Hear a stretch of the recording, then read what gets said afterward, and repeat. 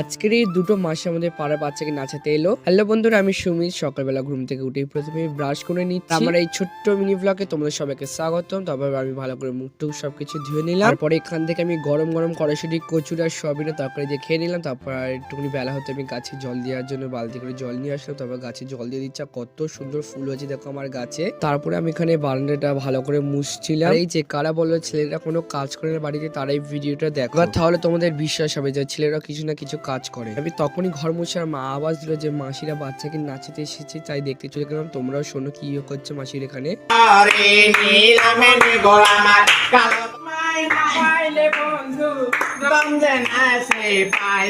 বন্ধু তুমি কই কই রে প্রাণ বন্ধু তাই রে বন্ধু তুমি কই কই রে প্রাণ বন্ধু তাই রে হাই তুমি বিনা বাসনা হাই তুমি বিনা বাসনা।